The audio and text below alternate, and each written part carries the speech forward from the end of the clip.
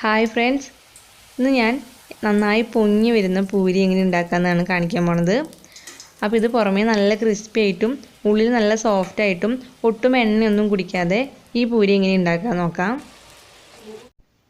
അപ്പോൾ ആദ്യം തന്നെ ഒരു പാത്രത്തിലേക്ക് ഞാനിവിടെ 1 കപ്പ് ഗോതമ്പ് പൊടി ഇട്ട് കൊടുക്കുകയാണ്. ഇത് 300 ml ഒരു കപ്പാണ്. അപ്പോൾ ഇത് റേഷൻ കടയിൽ നിന്ന് ഗോതമ്പ് വാങ്ങിയിട്ട് ഉണക്കി പൊടിപ്പിച്ചിട്ടുള്ള ഗോതമ്പാണിത്.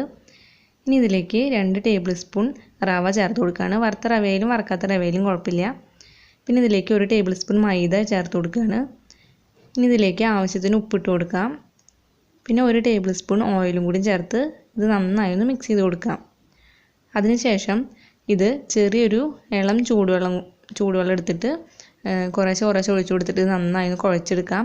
അപ്പോൾ വെള്ളം ഒരിക്കലും കൂടിപ്പോവരുത്. അതുകൊണ്ട് വെള്ളം കുറച്ചിട്ട് ഒഴിച്ചു കൊടുത്തിട്ട് കുഴച്ചെടുത്താൽ മതിയാവും.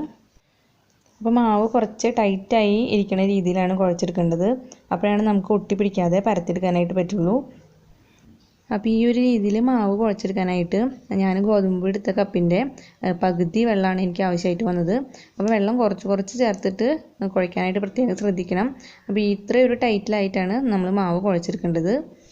ഇനി ഇതൊരു 15 മിനിറ്റ് റെസ്റ്റ് ചെയ്യാനായിട്ട് വെക്കാം. അപ്പോൾ നമ്മൾ ചേർത്തുള്ള റവ ഒന്ന് കുതിർന്ന് വരാൻ വേണ്ടിയിട്ടാണ് റെസ്റ്റ് ചെയ്യാൻ വെക്കുന്നത്. റവ കുതിർന്നില്ലെങ്കിൽ നമ്മൾ പൂരി ഉണ്ടാക്കുമ്പോൾ ചെറിയ തരികളായിട്ട് പൂരിയുടെ മേലെ കാണും. ഇപ്പോൾ 15 മിനിറ്റ് കഴിഞ്ഞിട്ടുണ്ട്.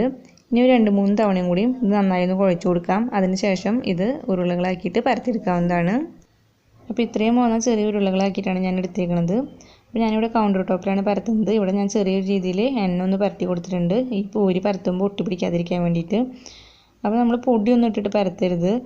അപ്പോൾ നമ്മൾ വറുത്തെടുക്കുമ്പോൾ ആ പൊടിയെല്ലാം എണ്ണയിൽ പിടിക്കും. അതേപോലെ ഈ പൂരിയുടെ മേലെയും പൊടി പിടിക്കും. അപ്പോൾ അതിന് നല്ലത് കുറച്ച് എണ്ണ ഒന്ന് പരത്തി കൊടുത്തിട്ട് ഇത് പരത്തിയെടുക്കുന്നതാണ്. ഇനി ഇതൊരു പാത്രത്തിൻ്റെ മൂടി വെച്ചിട്ട് ഒന്ന് കട്ട് ചെയ്ത് കൊടുക്കാം, നല്ലൊരു കറക്റ്റ് റൗണ്ട് ഷേപ്പിൽ കിട്ടാൻ വേണ്ടിയിട്ട്. അപ്പോൾ ഒരുപാട് കനം കുറച്ചിട്ട് പൂരി പരത്തരുത്, അതുപോലെ നല്ല കട്ടിയിലും പരത്തരുത്. നമ്മൾ പപ്പടത്തിൻ്റെ ഒക്കെ ഒരു കനം ഉണ്ടല്ലോ, ആ ഒരു കനത്തിൽ വേണം പൂരി പരത്തിയെടുക്കാനായിട്ട്.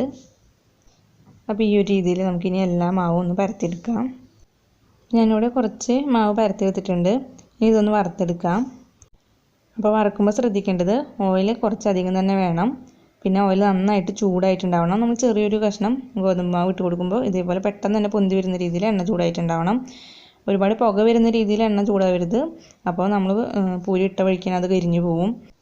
അപ്പോൾ എണ്ണ നന്നായി ചൂടായി കഴിഞ്ഞാൽ മീഡിയം ടു ഹൈ ഫ്ലെയിമിൽ വെച്ചാൽ മതിയാവും. അതിനുശേഷം ഓരോ പൂരികൾ ഇട്ട് കൊടുത്തിട്ട് ഒന്ന് വറുത്തെടുക്കാം.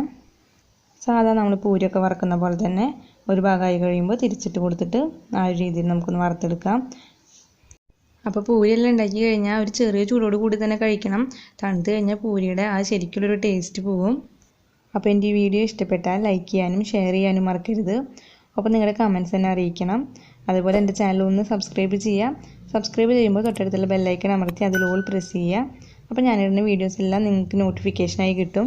അപ്പോൾ ഇനി വേറൊരു വീഡിയോ ആയിട്ട് കാണാം. അതുവരേക്കും എല്ലാവർക്കും ബൈ.